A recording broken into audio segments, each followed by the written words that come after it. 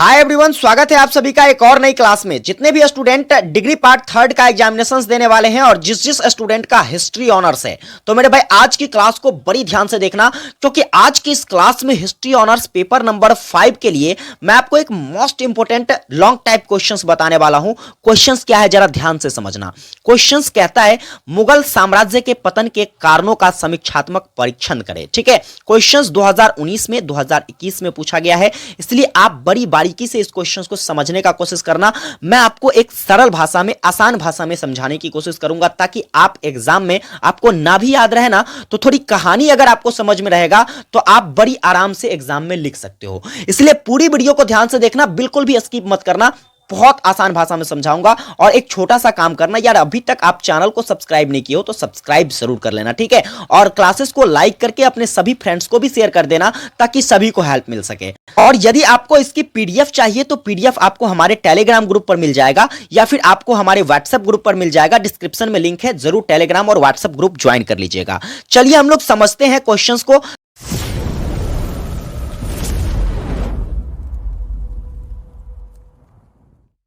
Questions कहता है कि मुगल साम्राज्य के पतन के कारणों का समीक्षात्मक परीक्षण करें। यानी कि मुगल साम्राज्य जो था, ठीक है, मुगल साम्राज्य जिसकी स्थापना भारत में कब होती है मेरे भाई? 1526 ईस्वी में, जब पानीपत का प्रथम युद्ध होता है इब्राहिम लोदी और बाबर के बीच। तो इब्राहिम लोदी, जो कि लोदी वंश का शासक था, उसको हरा करके बाबर क्या करता है, दिल्ली में अपना आधिपत्य कायम कर लेता है, और इस तरीके से भारत में मुगल वंश की स्थापना हो जाती है।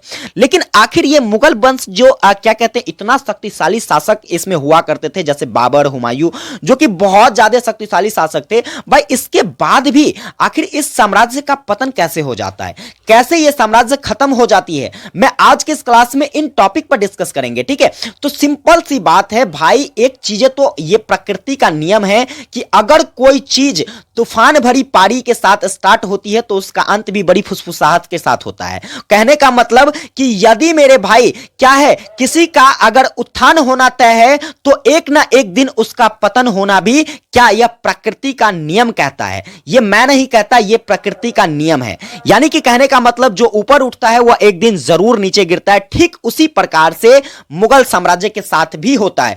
मुगल साम्राज्य के पतन के संबंध में एक इतिहासकार जो कि बीएन स्मिथ, नाम याद रखिएगा, बीएन स्मिथ के द्वारा कहा गया कि मुगल साम्राज्य जो था, ठीक है, इसका जो पतन होता है यह एक प्रकार का सहसा घटना था, मतलब अचानक होने वाली घटना थी।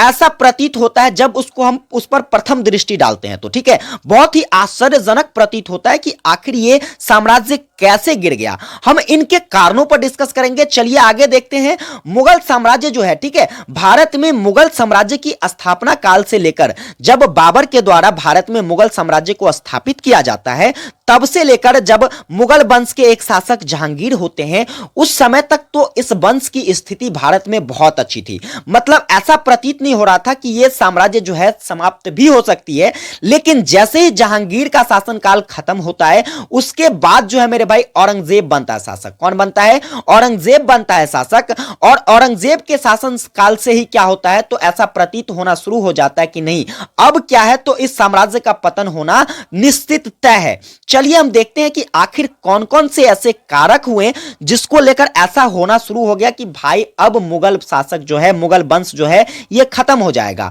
तो चलिए हम लोग कारण पर देखते हैं, बारी बारी से। सबसे पहला कारण समझने की कोशिश करना।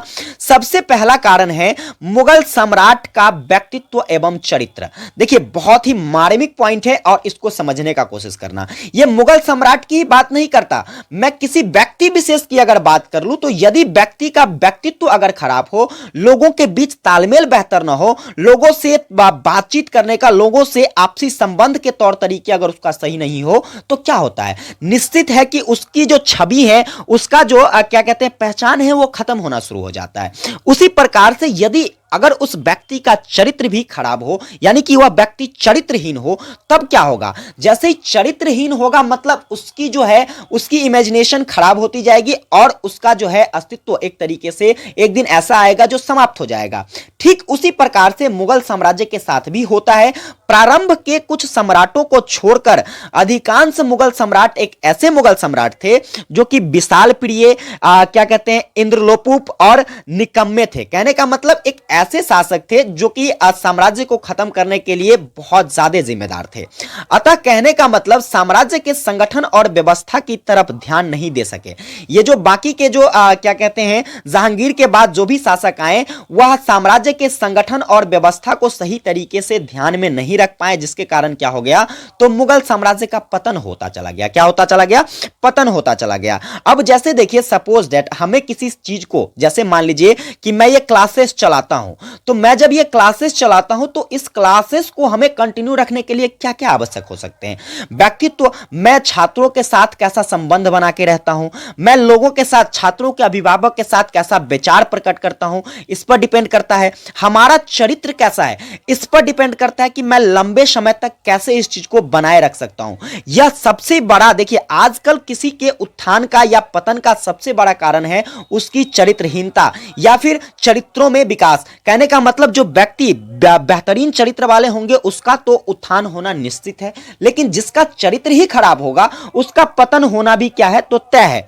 जैसे कि बहुत सारे ऐसे, ठीक है, बहुत सारे ऐसे मुगल शासक हुए, जैसे हुमायूं क्या थे, तो एक क्या कहते हैं, रंगीले मिजाज के शासक थे। ठीक है भाई, हुमायूं क्या थे, एक रंगीले मिजाज के शासक। उसको अय्याशी करने में बड़ा मन आता था, मन लगता था, शराब पीने में बड़ा मन लगता था। तो भाई स्वाभाविक बात है, जो व्यक्ति शराब पिएंगे, जो व्यक्ति अय्याशी करेंगे, वैसे व्यक्ति कभी भी साम्राज्य को ढंग से चला सकते हैं क्या? उसकी व्यवस्थाओं को सही तरीके से बनाए रख सकता है क्या? बिल्कुल पॉसिबल नहीं है। तो ये सब क्या है भाई, ये सब जो है, ये सब पतन का कारण बना। आगे देखिएगा, दूसरा नंबर कारण क्या है? दूसरा नंबर कारण है यूरोपीय जातियों का आगमन। नोट याद रखिएगा, दूसरा नंबर पॉइंट की यूरोपीय जातियों के आगमन के साथ क्या होता है, तो मुगल वंश का जो है यह साम्राज्य ये खत्म होना शुरू हो जाता है। कहने का मतलब भारत में जब पुर्तगाली, डच, अंग्रेज और फ्रांसीसी आए, इन्होंने पहले सम्राटों की अनुमति से व्यापार के अधिकार और स्थान प्राप्त किए। देखो, अगर मान लीजिए हमें किसी में क्या करना है, किसी के जगहों में अपना जगह बनाना है, मतलब किसी के दिल में अपना, जैसे आजकल के क्या करते हैं, आजकल के लड़के को देखते हो, अगर लड़कियों को अपने पीछे घुमाना है, बड़ी बड़ी बातें करेगा यार, बहुत इतनी लुभावनी लुभावनी बातें, पता नहीं रहता तो जीरो है लेकिन बताता अपने आप को हीरो है ना भाई। तो और जब ऐसा हो जाता है तो क्या, उसके दिल में अपना राज कर जाता है। ठीक वही बात यहां भी है। बात क्या है समझना, यूरोपीय जातियों का जब आगमन होता है, कैसे होता है, ये जो पुर्तगाली थे, क्या कहते हैं, डच थे, अंग्रेज थे, फ्रांसीसी थे, ये सब क्या किए, ये सब पहले जो यहां पर मुगल शासक थे, मुगल सम्राट थे, उस सभी के अनुमति प्रदान करके क्या किया, भारत में व्यापार करना शुरू किया। ठीक है, और जैसे ही भारत में व्यापार करना शुरू किया तो भाई गांव घर में एक कहावत है, क्या कहावत है पता है, अगर बैठने का जगह दे दिया ना तो वो व्यक्ति टांग पसारने का जगह खोजना शुरू कर देता है, और यदि टांग पसारने का जगह मिल गया तो वो व्यक्ति क्या करता है, सो भी जाता है। समझ गए ना? तो ऐसी ही स्थिति हुई कि पुर्तगाली, डच, अंग्रेज ये व्यापार करने के उद्देश्य से आए, यहां के सम्राटों से क्या किया, तो यहां के सम्राटों से अनुमति ली, यहां पर व्यापार करना शुरू कर दिया, और फिर उनकी कमियों को लाभ उठाकर, ठीक है, और उसके कमियों को निकालना शुरू किया। समझ गए? उसकी कमियों को निकालना शुरू किया और उसका फायदा उठा करके क्या किया, तो उसको ही हरा दिया। ठीक है, और उसको पराजित कर मुगल शाही को क्या कर दिया, समाप्त कर दिया और अपना राज्य कायम कर लिया। ठीक है, तो इस तरीके से मुगल साम्राज्य का पतन होता चला गया। क्योंकि स्वाभाविक बात है, किसी की कमजोरी अगर पता चल जाए, ठीक है, किसी की कमजोरी अगर पता चल जाए तो उसके गले दबाने में बड़ा मजा आता है ना भाई। तो वही बात रही थी मुगल साम्राज्य के साथ। फिर देखिएगा आगे अगला पॉइंट, विदेशी आक्रमण। विदेशी आक्रमण क्या था, तो जब मुगल साम्राज्य की, ठीक है, मुगल साम्राज्य की राजनीति दुर्बलता का लाभ उठाकर नादिर शाह एवं अहमद शाह अब्दाली ने भारत पर अनेक आक्रमणों द्वारा मुगल साम्राज्य की शेष बची हुई शक्ति को भी क्या कर दिया, छिन-भिन कर दिया। कहने का मतलब ये जो दो थे, कौन, नादिर शाह और अहमद शाह अब्दाली, इन्होंने दूसरे का सहायता लेकर, किसका सहायता लेकर, दूसरे शासकों का, दूसरे यानी कि दूसरे की सेनाओं का सहायता लेकर क्या किया, जैसे ही मुगल शासक के कमजोरियों का पता चल गया, राजनीतिक दुर्बलताओं का पता चल गया, उसका फायदा उठाया और फिर जो भी बचा खुचा साम्राज्य था उस साम्राज्य को क्या कर दिया, उसने छिन-भिन कर दिया, उसको नष्ट कर दिया। इसके बाद चलेंगे चौथा नंबर पॉइंट, देखना क्या है, चौथा नंबर पॉइंट है शाहजहां और औरंगजेब की धार्मिक नीतियां। और ये दोनों भाई साहब तो बहुत ही खतरनाक थे। कैसे खतरनाक थे, ये दोनों पक्के मुसलमान थे। क्या थे भाई? बहुत ही कट्टर सुन्नी मुसलमान थे। पता है इन्होंने क्या किया? इन दोनों ने तो पता नहीं हिंदू धर्म को पूरा ही नष्ट करके रख दिया।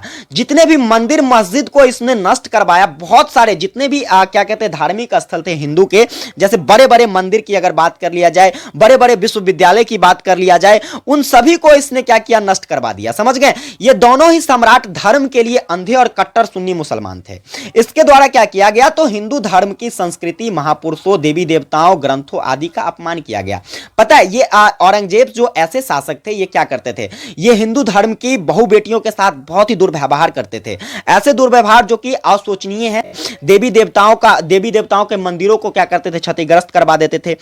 इस तरीके से क्या हुआ? तो जब स्वाभाविक बात है कि भाई क्या कहते हैं, भारत एक क्या है? हिंदू राष्ट्र है। क्या है? भारत एक तरीके से कहा जाए तो हिंदू राष्ट्र है। और यहां पर हिंदुओं को अगर क्या किया जाए? परेशान किया जाए, हिंदुओं के साथ दुर्व्यवहार किया जाए, तो क्या होगा? एक दिन तो ये उमड़ेंगे ही। और जब स्वाभाविक बात है किसी को ज्यादा दबाने की प्रयास करोगे, क्या होगा? जब ज्यादा खा लो तो आपकी क्या होती है? पेट में पता चलता है कि पेट अब बाहर फट के बाहर निकल जाएगा। तो वही चीज है, जब ज्यादा क्या करना शुरू हो गया, जब ज्यादा इसको दबाना शुरू कर दिया, तो इन्होंने भी अपना पराक्रम दिखाना शुरू किया। इस तरीके से क्या होता है? तो इस तरीके से मुगल साम्राज्य का अंत होना शुरू हो जाता है। इसके बाद उत्तराधिकारी संघर्ष। क्या है? उत्तराधिकारी संघर्ष, पांचवा पॉइंट याद रखोगे। मुगल साम्राज्य के पतन का एक बहुत ही महत्वपूर्ण कारक था क्या? तो उत्तराधिकारी के निश्चित नियमों का अभाव। अब देखिए ये नियम क्या थे, इसको समझने की कोशिश करना। ये जो मुगल शासक थे ना, मुगल शासक में जैसे देखिए राजा महाराजा जो होते हैं, उसमें क्या होता है? राजा महाराजाओं में जब राजा मर गया या फिर राजा अब गद्दी त्याग दिया, तो फिर से उस राज्य का उत्तराधिकारी कौन बनता था? तो उस राज्य का बड़ा बेटा बनता था। लेकिन देखिए इसमें इसके क्या कहते हैं, साम्राज्य में यही नीतियों की कमी थी। कोई निश्चित नियम नहीं था कि कौन बनेगा। अब ऐसी स्थिति में क्या होता था? जैसे मान लीजिए कोई राजा है, जैसे मान लीजिए बाबर ही है, उसके अगर मान लीजिए दो पुत्र, वैसे तो इनके एक पुत्र थे हुमायूं, ठीक है, लेकिन अगर मान लीजिए इनके दो पुत्र हैं, तो क्या होता था? अब इसके मरने के बाद अगर इस दोनों की बारी आई कि अब राजा कौन बनेगा, ये दोनों आपस में झगड़ा कर लेता था।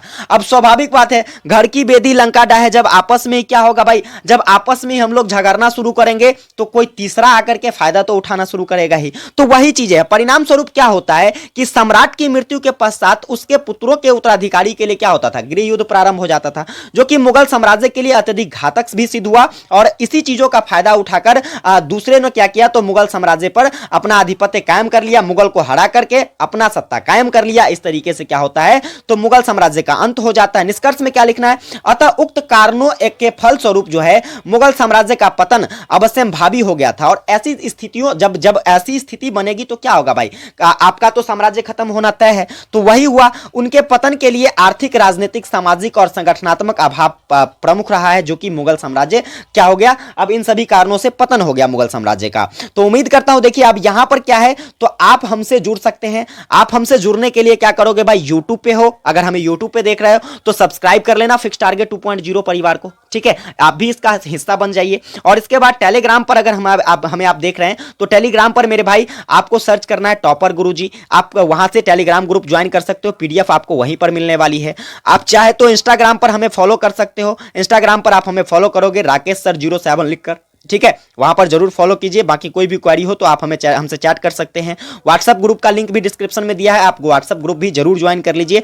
तो ये देखिए, उम्मीद करता हूं आपको ये क्लासेस आज की हेल्पफुल लगी हो। अगर आपको क्लासेस हेल्पफुल लगी हो तो चैनल पर नए हैं, बस एक छोटा सा काम करना यार, काफी मेहनत करता हूं आप लोगों के लिए, ठीक है? बस सब्सक्राइब करके सपोर्ट करो, अपने भाई को ज्यादा से ज्यादा सपोर्ट करो। जितना ज्यादा सपोर्ट करोगे आपको मैं उतनी ज्यादा सुविधाएं उपलब्ध कराने वाला हूं। और क्लासेस को लाइक नहीं की हो तो लाइक कर दो, क्योंकि हर लाइक मोटिवेट करती है। और मैं जितना मोटिवेट रहूंगा आपके लिए उतनी ही खतरनाक क्लास आने वाली है। और साथ में बस प्यारा सा काम करो, अपने सभी दोस्तों को शेयर कर दो, ताकि सभी को हेल्प मिल सके, सभी इस चीज को समझ सके, सभी पढ़ सके अच्छे तरीके से, अच्छे मार्क प्राप्त कर सके। और एक प्यारा सा कमेंट करके बताना क्लासेस कैसी लगी। मिलते हैं आप लोगों के साथ अगली क्लासेस में, तब तक के लिए जय हिंद, वंदे मातरम।